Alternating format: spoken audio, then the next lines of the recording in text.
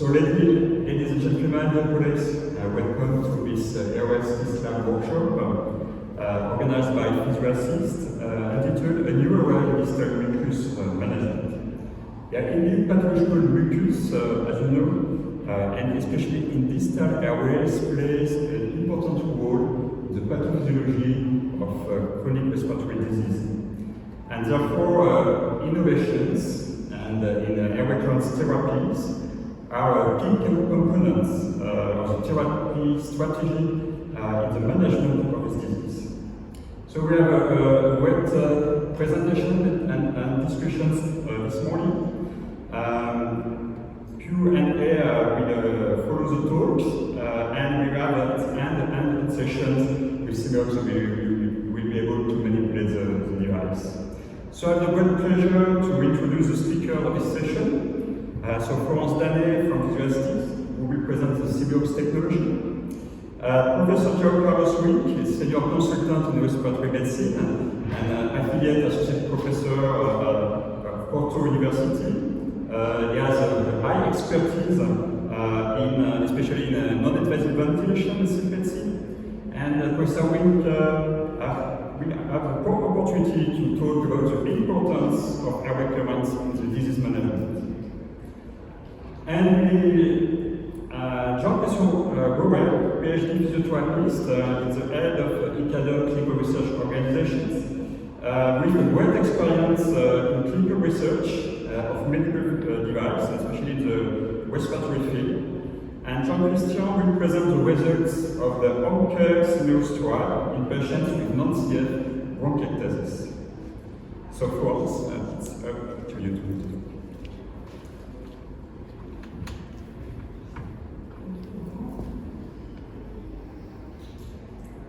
So thank you for being with us early today. Before sharing with you a few words about the Simeox technology, I will be very short. I want to personally thank Professor Winck and JeanChristianBorel for having accepted to join us this morning and to talk about this crucial topic of distal mucus management. So PhysioAssist is a medtech company which has developed an extensive expertise through various research programs in mucus rheology, understanding the behavior and the physical properties of this amazing living material, which is the bronchial mucus. The Simeox device is the result of this expertise.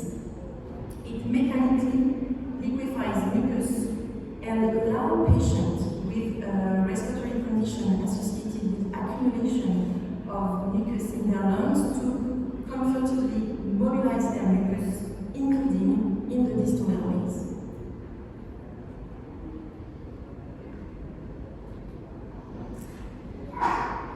Simeox assists the acceleration of the patient and creates the specific mechanical conditions which will liquefy the bronchial mucus, ensuring an efficient and comfortable way to mobilize secretion everywhere in the lung tree, from the low lung volumes to the central airways, where then the secretions are naturally expectorated by the patient.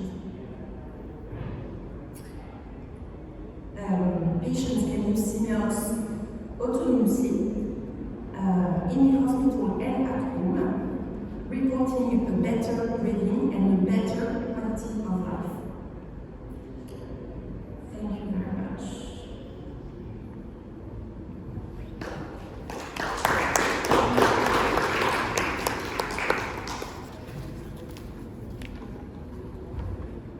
So thank you very much for the kind invitation.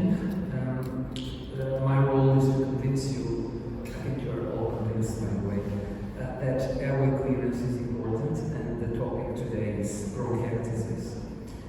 So this is my conflicts of interest. This is the agenda, so I will try to cover this quite briefly in the end to give you some take-home messages. So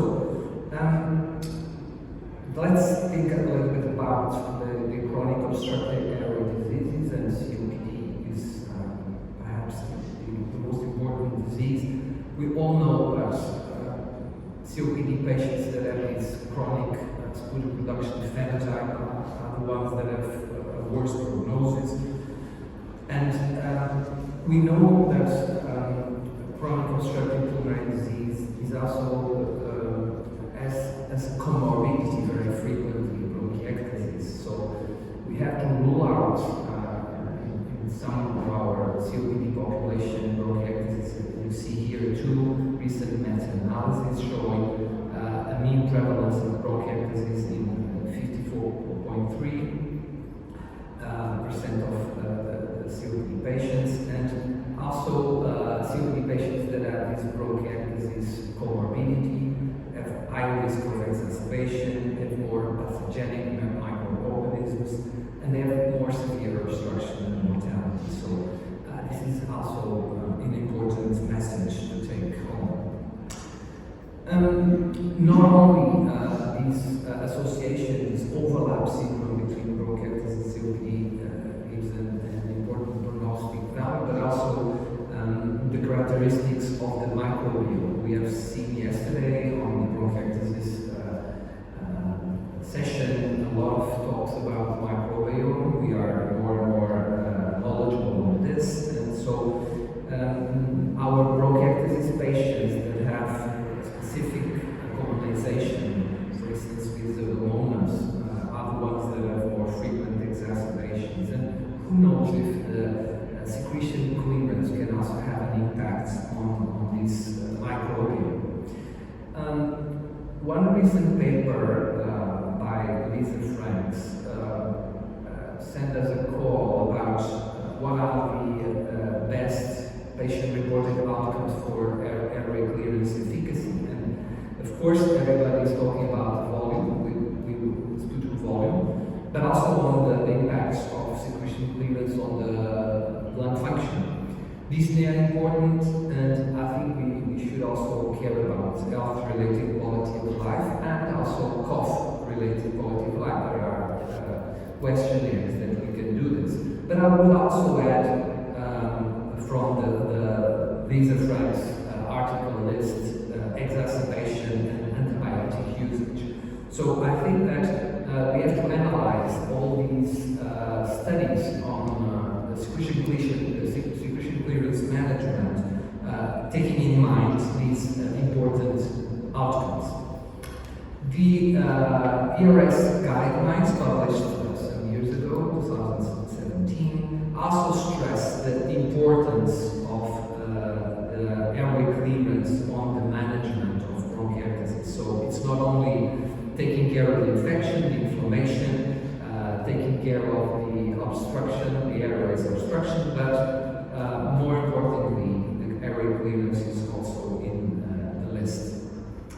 And in these guidelines, what is mentioned here is that, especially for patients that describe that they have sputum production and they have some difficulties to expectorate, they should be taught on the airway clearance techniques by trained physiotherapists to perform once or twice daily.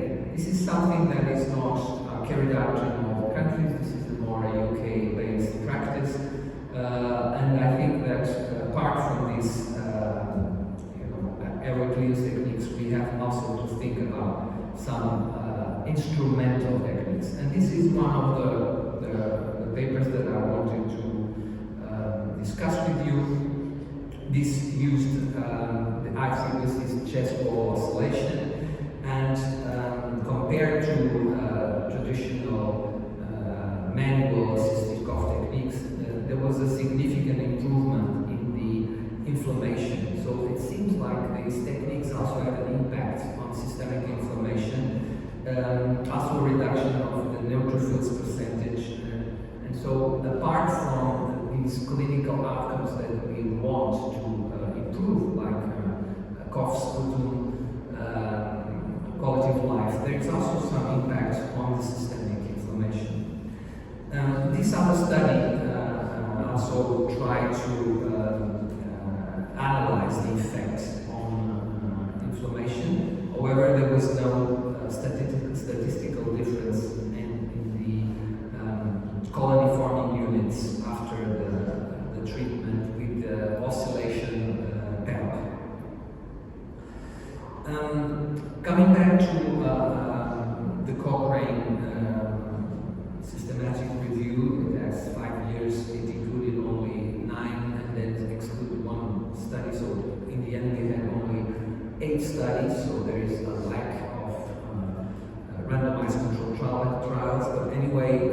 in this setting 5 years ago, OPEP therapy, whatever the device that we are using, has similar effects on health-related quality of life, breathlessness, expectoration, and volumes compared to the manual techniques. That was only for patients in a stable state, which is also another issue.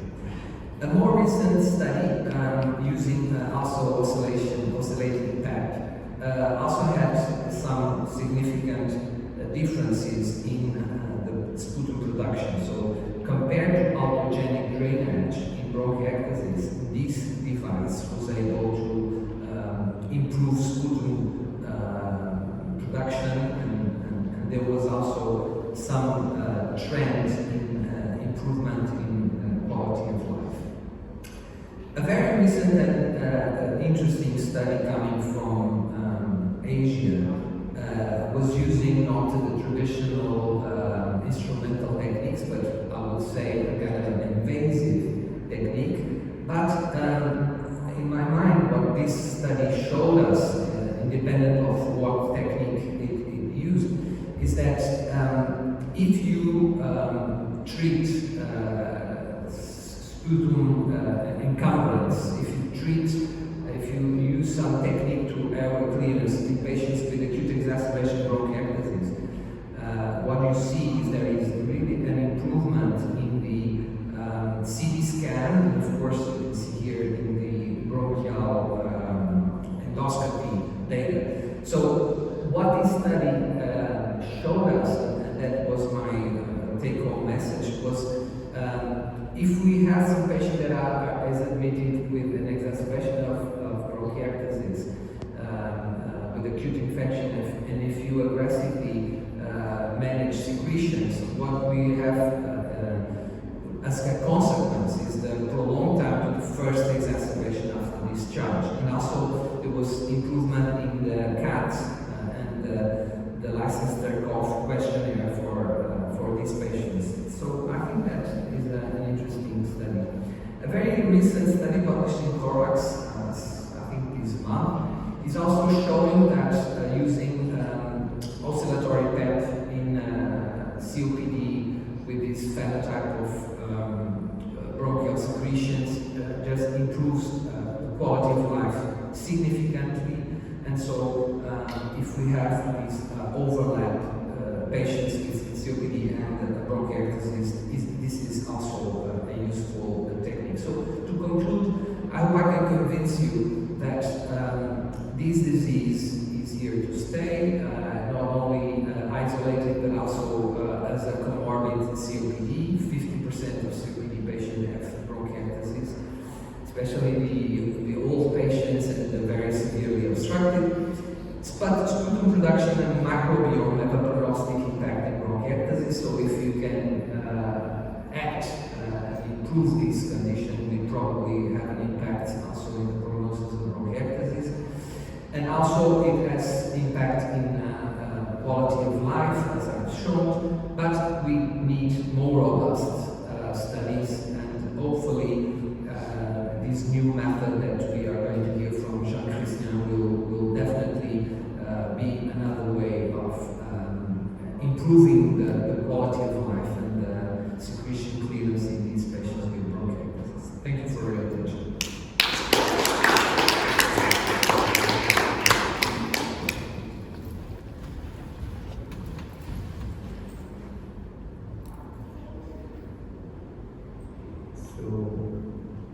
Few results. So first of all, thank you to PhysioAssist for organizing this workshop, and it's a pleasure to share these first results of this pilot study on bronchiectasis. So my conflicts of interest. So patients with non-cystic fibrosis bronchiectasis requires regular airway clearance, as said by Carlo, Joao, sometimes every day and several times a day. However, access to chest physiotherapy may be limited by geographic restriction, patient's schedule, physiotherapist availability, and as we have seen in the last 2 years, sanitary conditions. And Simeox could provide patients with a practical and effective bronchial clearance technique at home. Its use in autonomy requires 3 to 5 sessions to be used in autonomy by the patient at home, and therefore we hypothesize that telecare with a physiotherapist could enable patients to be trained remotely with the use of Simeox, and telecare could also promote adherence. So the primary outcome of this study was the observance to the device after 3 months of use, and we considered the patient as adherent when he performed at least 3 sessions per week on average from the end of the training to the end of the study.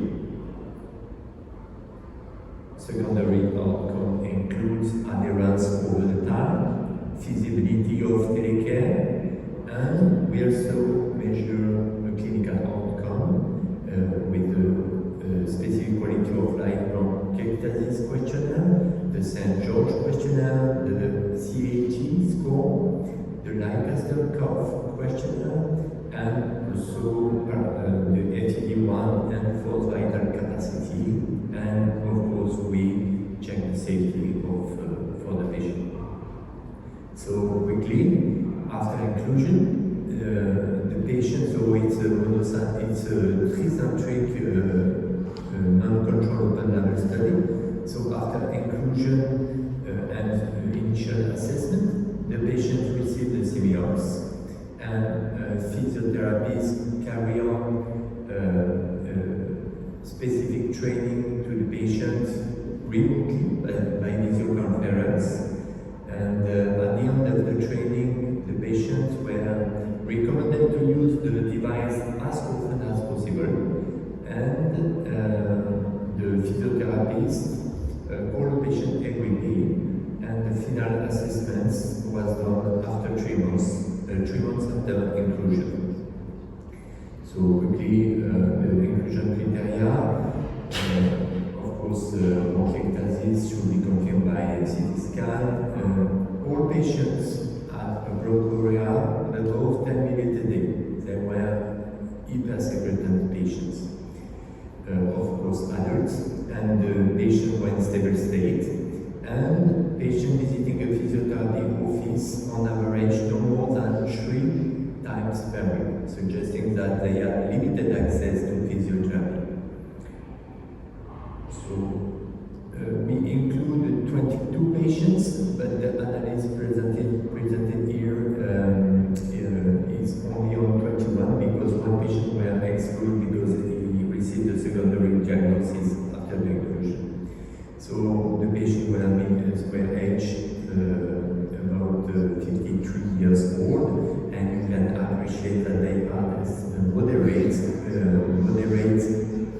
severity of their disease with the FEV1 about 75% of predicted value, and the bronchiectasis severity index was about 6.6.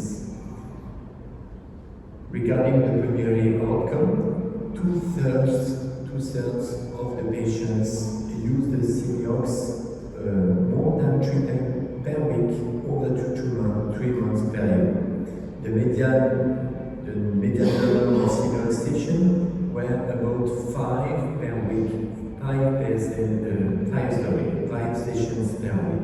So very, very good adherence. And this adherence remains stable over the entire period of the study. It was very interesting.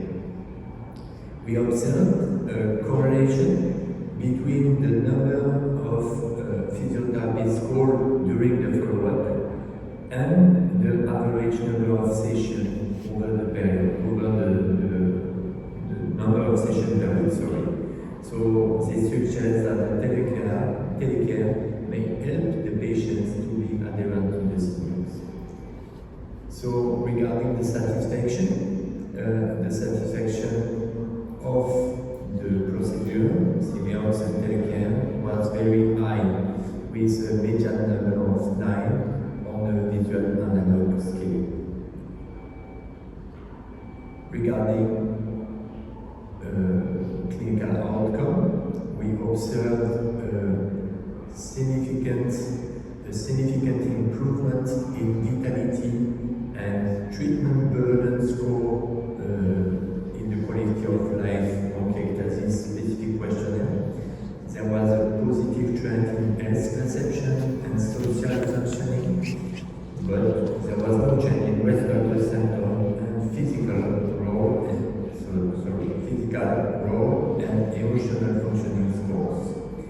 Interestingly, the St. George improved significantly with a median improvement more than 4 points, which is the MCID of the questionnaire.